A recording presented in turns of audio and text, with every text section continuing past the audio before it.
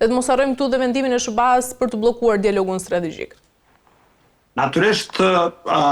tashmë Kosova nuk është në pozicionin më të mirë në raport me arenën ndërkombëtare, me theks veçantë me miq dhe partnerët si me Brukselin ashtu edhe me Washingtonin. Dhe kjo situatë pa institucione funksionale, natyrisht e vetëm saj rëndon mos konsiderueshme pozicionin e Kosovës. Le të mos harrojmë faktin që tashmë para pak ditësh një pjesë bukur e madhe e fondeve nga ana e Bashkimit Evropian u alokuan për pjesë ndërmuese të vendeve të rajonit, në cilën natyrisht nuk përfshihet Kosova, dhe kërkesa e vetme dhe mbase eksplicite ishte që të themelohen sa më parë institucionet. Duke qenë se ndodhemi në këtë situatë, kjo natyrisht që vetëm sa e rëndon pozicionin absolutisht të pafavorshëm aktualisht të Kosovës në raport me miqët dhe partnerët tanë, si me Washingtonin edhe me Brukselin. Prandaj natyrisht që duhet të reflektojmë sa më parë në drejtim të rishikimit të qasjes së qeverisë së re, dhe kjo është përkeqardhje për faktin se tashmë nuk kemi diskutim ose diskurs në aspektin politik në raport me këtë qasje, mirë po fokusi kryesor është se si do të sigurohen numrat, se në zgjedhjet e ardhshme ndonjë subjekt ose subjekt tjetër mund të marrë ndonjë përqindje më të madhe ose në numër më të madh të deputetëve. Fokusi në çështjen numrash në bindjen time është absolutisht përkeqardhje në skenën komplet në skenën politike të vendit. Avokat, nëse ky proces pra nuk zhvillohet në kohë, kush do ta përfaqësojë Kosovën ndërkombëtarisht nëse mandati i qeverisë mbetet pezull dhe rrezikon vendi të ngelet në një zonë gri të kushtetueses ku asnjë institucion nuk e ka autoritetin e plot për të marrë vendime? Aktualisht jemi në fazën ku vjen në shprehje ajo që njihet diskrecioni i institucionit të kreut të shtetit, përkatësisht presidentit të vendit, e cila ka afat prej 10 ditësh nga momenti i dështimit të subjektit të parë të dalë në zgjedhje për ta formuar qeverinë. Diskrecioni i saj nënkupton angazhimin e saj proaktiv në drejtim të sigurimit, përkatësisht në drejtim të asaj që a ka ndonjë subjekt ose person brana spektrit politik që do të mund ta binte presidentin që ka arrit me siguru një shumicë së paku prej 61 deputetësh në mënyrë që njëjta mi dhën mandatarin, i cili pastaj natyrisht ka afat prej 15 ditësh me themelu qeverinë e re. Natyrisht në kuadër të kësaj nuk përjashtohet as mundësia e rimandatimit të dikë nga subjekti politik fitues përveç zotit Kurti, natyrisht sepse kjo është e pamundur, por edhe subjektet e tjera. Me sa kemi pa në kuadër të diskursit publik, një gjë e tillë nuk vlerësohet e përshtatshme për momentin, për faktin se që ata subjektet politike e kanë deklaruar edhe publikisht dhe do t'ja konfirmojnë këtë institucionit të presidentes, në mënyrë që pastaj e natyrisht në konsultim edhe me subjektet të tjera politike, me para së gjitha është dhe në radhë të parë edhe me mekanizmin i cili është i mandatuar me kushtetues dhe ligj për me organizuar zgjedhjet me Komisionin Qendror të Zgjedhjeve, të diskutojë çështjen e mbajtjes përkatësisht shpalljes së zgjedhjeve të reja. Duhet me pas parasysh faktin që ky institucion tashmë është në proces të organizimit të raundit të dytë të zgjedhjeve përkatësisht ballotazhit, dhe brenda një periudhe kaq të shkurtër natyrisht që është bukur sfidues organizimi i zgjedhjeve, prandaj gjitha këto e rëndojnë mos konsiderueshme shto faktin thusi që përmenda edhe mungesën e miratimit të buxhetit, sepse në instancën së fundit për organizimin e zgjedhjeve të paplanifikume, siç rezulton të jenë këto që do të mbahen në javët në vazhdim, natyrisht që duhen buxhet shtesë, e gjitha këto besoj që spektri politik duhet mi pas parasysh, prandaj është mirë që me shiku mundësinë që në rrethana përjashtuese, në rrethana të jashtëzakonshme të shikohet mundësia e miratimit paraprak të buxhetit, por për këtë duhet me pas në radhë të parë vullnet të spektrit politik, e cili natyrisht në kuadër të diskursit nuk është që po shihet diçka e tillë në horizont. E qartë, nga ana tjetër Albin Kurti predikon një qeverisje pra pa marrëveshje politike, duke ju drejtuar vetëm legitimitetit popullor. Pyetja lind nëse a mund të funksionojë vërtet kjo filozofi, avokat, pra një parti, një qeveri në një sistem që është ndërtuar nga ana tjetër mbi bashkëpunimin, apo është kjo e vetmja recetë pra për krizat të përsëritura që po ndodhin tashmë në Kosovë? Koncepti ynë që nga kushtetuta dhe instrumentet e tjera që rregullojnë këtë funksionimin institucional, në thelbe kanë konsensusin, kompromisin dhe marrëveshjet politike. Me shumë gjas, vitit 2021, kur lëvizja vendvendosje arriti të marrë shumicën e nevojshme që vetë përkatësisht me një koalicion para zgjedhjeve dhe me përfaqësuesit e komuniteteve arriti me kriju një shumicë në kuvend. Me shumë gjas kjo mund të rezultojë si një rrethon përjashtuese, për shkak natyrisht që bën të domosdoshëm çështjen e bashkëpunimit, çështjen e kompromisit dhe marrëveshjeve politike të cilat në thelb është e ndërtuar dhe funksionon vendi ynë. Prandaj le të shpresojmë që kjo rrethon nga shkurti i këtij viti deri tash le të shërbej si një sinjal për reflektim edhe të zotit Kurti, por edhe të subjekteve politike se ky është sistemi ynë edhe se 2021 ka vështirë që mund të rezultojë e përsëritur.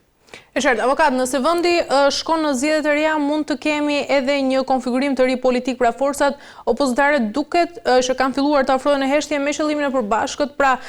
për të ndaluar Albin Kurtin. Pyetja është nëse mund të linë një koalicion pra anti-Kurti që bashkon sigurisht partitë tradicionale rreth idesë së stabilitetit, por edhe kundër modelit të tij përjashtues. Dhe nga ana tjetër, nëse kjo do ndodhte, do të pranoj shoqëria kosovare rikthimin e të vjetrës vetëm për të larguar nga Albin Kurti. Mbetet të shihet si do të shkojnë rrethonat në vazhdim. Pavarësisht faktit që në diskurs publik nuk është që ka indikacione së paku për ndonjë marrëveshje le të themi koalicioni para zgjedhor, mirë po natyrisht fakti që nuk pati le të thosha vullnet dhe gatishmëri edhe në ndërmjet veçmas subjektit të dytë dhe të tretë për të bashkëpunuar, në bindjen time nuk është që janë pa përgjegjësi edhe ata në raport me situatën e krijuar, por natyrisht përgjegjësia para se gjithë është dhënë radhë të parit ta kanë subjektet politik fitues, qoftë fituesit relativ të zgjedhjeve, edhe në drejtim të mos thosha menaxhimit të duhur të rezultatit zgjedhor, sepse po flasim për një shumicë relativisht solide, nuk janë nga 61 sot duhen, nuk janë 48 sa shpak, çdo faktin këtu që një pjesë bukur e madhe, respektivisht 8 deputet të subjekteve politike, përkatësisht përfaqësues të komuniteteve jo shumicë dhe jo serbe, e kanë shprehë gatishmërinë për të qenë pjesë përkatësisht edhe me kushtetutë e kanë parapame. Prandaj është mirë që para se gjithash kjo të adresohet kjo mungesë e le të thosha përgjegjësisë për me ecë tutje, por natyrisht subjekte politike në bindjen time, siç e thash, me theks veçantë ato që njihen si subjekte opozitare deri para zgjedhjeve aktualisht, vlerësoj që nuk ka ndonjë indikacion së paku publikisht që mund të ketë ndonjë aleancë kështu a priori që mund të rezultojë e përbashkuar vis-a-vis zotit Kurti. E qartë, mirë, avokat, për të kaluar tek pjesa tjetër, ndjekemi një sër deri kthehemi. Masat ndëshkuese të Bashkimit Evropian kundër Kosovës janë bërë sinonimi një dënimi të zgjatur sipas disave pa arsye, ndryshe nga koha kur jam vendosur komuniteti serb ka marrë pjesë në zgjedhjet e sivjetme parlamentare dhe lokale në Kosovë, duke ndryshuar ndjeshëm kushtet që dikur i kanë justifikuar. Besojmë që tani nuk ka asnjë kush që arsyeton masat kundër Kosovës me mbajtjen e zgjedhjeve. Serbët kanë përfaqësues të tyre politik në nivel lokal dhe qendror. Kjo në një farë forme shënon rikthimin e jetës politike normale të komunitetit serb në Kosovë. Ky grup është një nga 12 organizata dhe shoqëri civile që kërkuan javën e kaluar BE-s heqjen e masave ndaj Kosovës, duke argumentuar se rrethanat fillestare nuk vlen më shumë se masat të cilat po dëmtojnë procesin e integrimit evropian, ku bëhet fjalë për grupin për studime juridike dhe politike.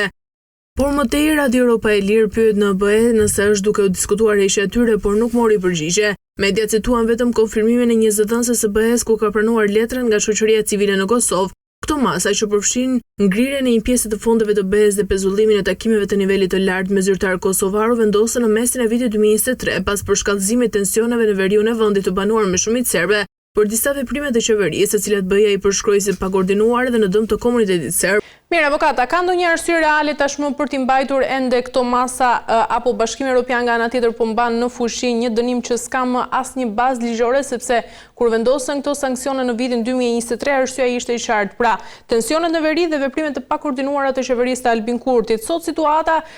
disi ka ndryshuar sepse serbët kanë marrë pjesë në zgjedhje, kanë përfaqësues në institucione, por edhe veriu është më i qetë se më parë. Natyrisht masat e kemi thënë që në krye thirrjes se kanë qenë dhe vazhdojnë me qenë të padrejta në raport me Kosovën. Mirë po, sigurisht që edhe një qasje jo mjaftueshëm korrekte mbi gjitha mungesa e koordinimit dhe njoftimit paraprak me aleatet, me partnerët tanë ka rezultuar me vendosjen e këtyre masave. Dhe kjo besoj që duhet me qenë një sinjal jashtëzakonisht i rëndësishëm për qeverinë e ardhshme kurdo dhe me kushdo që e bën atë, që me thekë veçantë qasjen me partnerët ndërkombëtar duhet me pas parasysh sepse në instancën e fundit jemi në një pozicion në cilin natyrisht që edhe fushën e sigurisë me thekë veçantë e kemi jashtëzakonisht të ndërlidhur dhe të ndërvarur me partnerët, me thekë veçantë fushën e sigurisë në pjesën veriore. Prandaj duke qenë se rrethonat në terren kanë ndryshuar esencialisht, natyrisht vazhdimi i qëndrimit të masave është jashtëzakonisht i dëmshëm, përveç se natyrisht i paqëndrueshëm. Mirë po, në zonë të fundit këto janë edhe çështje të byrokracisë së tepruam, do thosha në kuadër të mekanizmave të brenda Bashkimit Evropian, ku vendosja e masave, vendosja e sanksioneve mund të rezultojë më lehtë, ndërsa heqja e tyre natyrisht që ndonjëherë është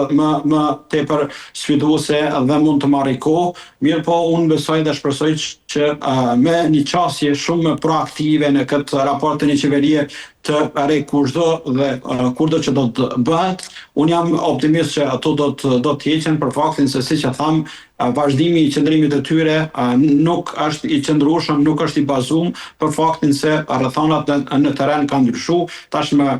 kemi pjesëmarrje aktive të subjekteve politike dhe të qytetarëve serb në zgjedhjet komunale. Besoj kështu do të jetë edhe në zgjedhjet e ardhshme kurdo që mbahen. Mirë po, natyrisht që duhet të jemi pak a shumë të vëmendshëm dhe të kujdesshëm edhe në nivelin qendror, në mënyrë që të mos vim në situata që të ketë ndonjë rrethon çfarë të qoftë ajo për me justifikuar vazhdimin e qëndrimit të këtyre masave nga ana e Bashkimit Evropian. Avokat, a tregojnë këto masa të cilat janë ende në fushi pra se Bashkimi Evropian po e trajton Kosovën me standarde të dyfishta kur pra një vend kandidat që ka respektuar procesin demokratik ndëshkohet dhe nga ana tjetër vendet që shkelin hapur të drejtat e njerëzit marrin edhe fonde pa pengesë në fund.